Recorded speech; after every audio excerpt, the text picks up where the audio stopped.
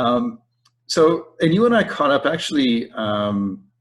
We met down in South Australia when you were doing the stuff with Sarah down there, and I learned about some of the stuff you're doing with schools and stuff. So maybe a little bit about who you are and what you do, and kind of what you've been doing with school and STEM and education and entrepreneurship and stuff.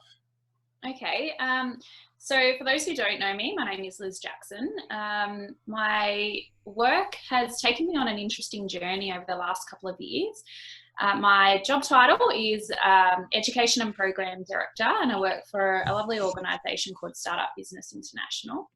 And the work I do is predominantly focused on developing entrepreneurship programs for secondary schools. And the focus is really on identifying what young people are passionate about with real genuine alignment to the Sustainable Development Goals, and talking about problems that exist with the local communities and looking at innovative solutions, but at the same time really connecting with people in community and looking at the types of careers and pathways and opportunities available to young people. I'm extremely passionate about supporting rural regional communities and ensuring that education is accessible and inclusive. And that was some of the stuff, like when we went down and it was the Next Gen of Air program where Sarah took us down there. There's like 30 of us mentors, and we went like over 2 or 3 days. First, we did like an entire day workshop, like 3 hours out of town, and all the schools descended. Then we got to down into Port Lincoln, and we did it again. And that was an amazing experience. But you're also doing kind of programs in schools around New South Wales. Yeah. So maybe a little bit more practically, like what does that look like? What does it look like? I was extremely lucky and privileged to have worked with the New South Wales Department of Industry, particularly the Training Services New South Wales group, to work with 21 rural regional New South Wales schools. And the real target and focus area was local schools for local industry. So getting these young people to realise the amazing opportunities and resources that they have right there in their communities, and about genuine connections with the people who are the leaders and innovators and entrepreneurs in those areas, to really showcase and role model what it's like to work, what it's like to study, to complete research. The most important part about this work, I really believe, is young people identifying their skills, understanding what they like, how they go about problem solving and thinking in a really creative and innovative way. And I think entrepreneurship is a really nice tool that students have an opportunity to engage with, so that they can tap into themselves and really understand themselves now, so that when they think about what they want to do a little bit later on, they've already developed really amazing connections with people. And it creates almost a more informed decision, rather than, hey mum, hey dad, do you know anyone I can do work experience with? They start developing their own flavour and connection with what's out there in their own community. And that's what I'm really focused on, making sure that I'm meeting people who are doing exceptional things that young people don't know about. And that's working with economic development officers in each of the regions, the regional industry engagement partnership officers that work with the New South Wales Department, local councils, innovation hubs. So it's been a really exciting opportunity to meet so many incredibly talented people who are all willing to give up some time to share their insights with young people. And we were during term 2 this year, kickstarting the launch events for each of these schools. But given the COVID situation, we've had to flip that a little bit. And some schools have decided to go virtual. Some have decided to hold on to community engagement in the hope that there is an opportunity for them to really connect in that one-on-one, face-to-face environment. So it has been quite challenging, particularly schools in these regional communities don't always have the access to infrastructure and the technology to be able to freely go online, which is quite a challenge. Yeah, and like a couple of things that you mentioned are really interesting. One of them is that boundary spanning role between innovation hubs, the innovation ecosystem, the communities out there that's often emerging in regional areas. And they know that they want to engage in high schools, particularly high schools or primary schools, in addition to engaging with all the other stakeholders they need to and everything else they need to do. And so your role is really important in able to help bridge that gap between the two. But like you say, with COVID-19, it can also be a bit of an impact as everybody's now having to go virtual. What are some of the challenges and maybe some of the opportunities for anybody else listening as far as the regional impacts and that connection? What are you seeing for the next, say, 3 or 4 months, some of the changes that are needed? So let me talk about opportunities first, because I always like to look at the positives. It's been amazing to listen and to learn and to really understand what each individual school is going through, because as you can imagine, the different sectors, so you might have your Catholic education, your government schools, your independent schools, they all operate quite differently. And particularly in these regional towns, like your innovation hub, your schools are your central part to these towns. It's where things come to life. And so the challenge for most of the teachers in the schools that I've been working with is really that feeling of disconnect that they have when they go to events and they go showcase their ideas to their communities, and everybody comes together.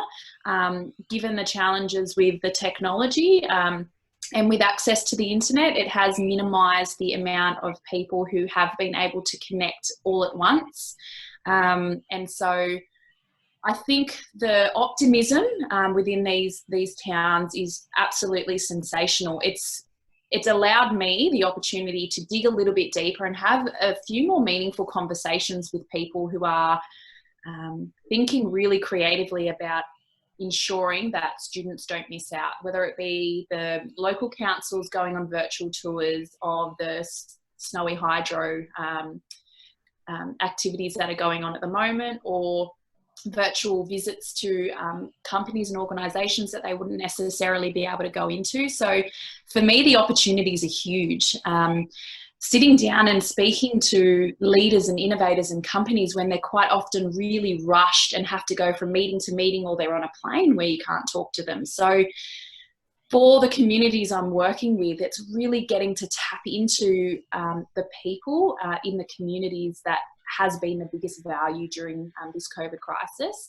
But at the same time, it's given us an opportunity to learn how we can not create another platform for schools to use, but how our resources can be available, so that if schools choose to use whatever platform that they want, then they can freely download material and make it quite easy. For me, it's all about sustainability. So if you walk away and they're not left with anything, or they can't build on anything that they've got, to me, that's a failure. So I always want to make sure that you're co-creating these opportunities, and that involves everyone from government to industry to tertiary education, all connecting with the schools. And quite often the parents get missed out on that one as well, and it's important to have them engaged in what's going on, and that to me is the real community.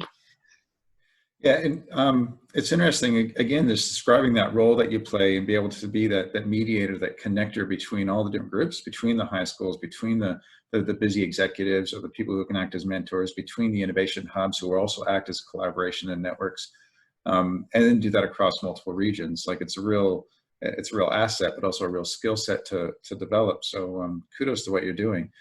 And in fact, we're going to be having a conversation this week coming about entrepreneur education in high schools, an emphasis on putting it into curriculum. But one of the things that's really striking me is it is a bit of a portfolio approach.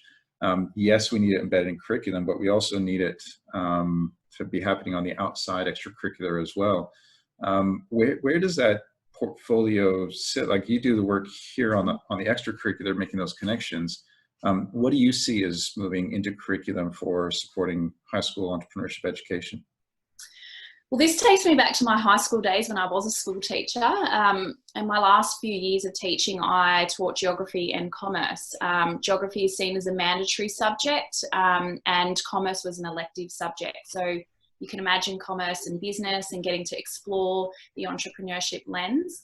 With geography, what I found was that there's a real strong focus on the Sustainable Development Goals and looking at urban development and social change and environments. And there's 3 key focus areas: people, place, and environment. So what I was able to understand as a teacher is that you can teach entrepreneurship anywhere. When I was looking at the Sustainable Development Goals, it was like identifying so many issues that were going on in the world, and I didn't want to focus on that side of it. I wanted to go, okay, well, let's identify what these problems are, but let's also think of ways to solve them. So throughout the last 3 years of working in the role that I've been, we've actually been integrating into the curriculum for quite some time. So we work predominantly with agricultural teachers, we're working with geography teachers, we're also working with commerce teachers. We're also working with some really innovative schools who are looking to integrate the concept of entrepreneurship across their leadership courses. So the benefit of entrepreneurship and the entrepreneurial mindset, it's something that can sit in multiple areas, and it's about identifying the frame or the lens that you look at it through. So I'm also doing a little bit of study at the moment. I love talking about it, and that's why I quite often connect to you with you about innovation and the innovation ecosystem. I'm really looking at identifying soft skills and how we can actually assess them through the concept of entrepreneurship programs. And the real benefit of that is providing a tool of measurement that teachers can actually use to see the value of programs, whether internal to the schools or external to the schools, what purpose that can serve and how it can assist as an intervention to help upskilling our students. We all talk about the future of work and the skills that students will need. And so what I've found over the last 5 years in particular is that entrepreneurship, a lot of people are really concerned about where it belongs in the curriculum or where it belongs out of the curriculum. To me, the whole concept of learning is lifelong. So understanding how you can make connections between different things is where the value lies. So seeing the entrepreneurial mindset as opportunity, creating value, enterprising and work skills, to me, they all blend really nicely together. So with entrepreneurship, you want to be looking at identifying a problem. You look at mathematics, they problem solve. You look at science, they problem solve. So there's so many opportunities to integrate and understand the value that entrepreneurship can have in curriculum. Out of curriculum, I did teach and created an entrepreneurship program when I was teaching. And the real value of that is you have the flexibility to go and visit so many amazing places. So I've got schools who, are going into large organisations, smaller organisations, places that they wouldn't necessarily visit during school time because it's quite restricted with time that you can take out of class. So it's almost like creating their own little ecosystem where Fishburners might have an event, or Stone and Chalk might have an event, and students are actually getting to go to these. I took a group of students to Sydney University to a Genesis launch, and that's where they have their pitch events and they showcase their ideas. These students were absolutely blown away by seeing university students engaging in activities that were quite familiar to them. So being able to, see role models, through university, using research to apply the research to solving problems was a really different lens. And the value they got out of that was second to none. So there are pros and cons to having things in curriculum and also having things out of curriculum. And it's all about finding the opportunities and how to maximize those opportunities in each of those different spaces. So kudos to anyone who wants to talk about integrating entrepreneurship. It's a matter of, where do you see the best value? Where do you see the biggest benefits in terms of sustainability and reach with the students? And my most important part I always talk about is, how are you measuring that success? What does success look like for everybody? Yeah, which comes back to that stuff, which I'm sure we're going to talk about on Thursday, is that that mindset. How do we measure that shift? But also, like you said, those prying agents, the examples that the young people can look at. We can teach them, and they can actually go through and experience themselves. But also to see that positive example, they can say, "Oh, that's what it looks and feels like." if Liz, if other people want to see examples of your work, or if they want to connect with you, how do they get in touch with you? Well, you can connect with me on LinkedIn. You can follow our business page, Startup Business International. I'm on Facebook. I'm more than happy for people to connect. I love meeting new people. I love understanding what makes them tick. And also it creates an opportunity for me to work out how we can get them involved in supporting students and helping students see a little bit different.